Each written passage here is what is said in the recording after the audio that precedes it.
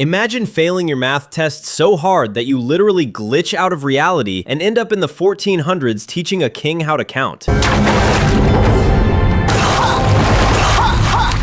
사극 촬영하세요?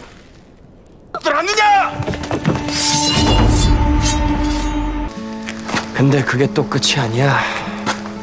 We got this girl Danbi, right? She's a high school senior who's basically the CEO of fumbling the bag when it comes to math. This girl treats her math period like a meditation retreat, catching Z's so hard the teacher probably thinks she's hibernating. One day, the teacher finally loses his cool and drags her to the board, but she's just standing there looking at those numbers like they're a different language. Zero brain cells active, just vibes. Her mom's is at home staying on her neck too, talking about if she memorized her formulas like she memorized those song lyrics, she'd be a straight up scholar. She even clapped at her own husband, saying Danbi got that math is trash DNA straight from her daddy. It's a whole mess in that house, no cap. The pressure is cooking her for real though. Her bestie is constantly chirping in her ear that this university exam is the final boss. If she fails, her future is basically a 404 error. On the morning of the big test, Danbi is moving like a glitchy NPC, late and stressed out of her mind. When she reaches the exam center, she sees that building and gets the ultimate nope energy. She's sitting in the pouring rain,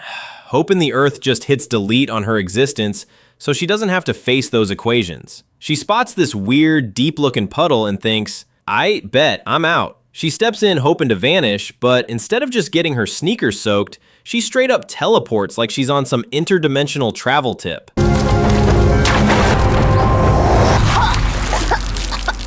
인간이냐 도깨비냐? 대체 네 정체가 무엇이냐? 홀에 난입하는 경우가 종종 있사옵니다. Next thing she knows, she's popping up in the middle of a literal drought ritual in ancient Korea. I'm talking robes, hats, and a whole bunch of dudes praying because it hasn't rained in 3 years. The king is looking at her like she's a demon who just crashed the party, and Danbi is looking at them like, is this a K-drama set or what? When the guards pull out those off-with-your-head swords, she realizes this ain't no prank. She tries to explain she's just a student, but to these Joseon dudes, her slang sounds like some forbidden incantation. She has to start finessing the situation immediately, claiming she's a rainmaker, just so they don't turn her into a shish kebab right then and there. 그분은 하늘 아이님이시다. 그러십시다! 비를 내려봅시다!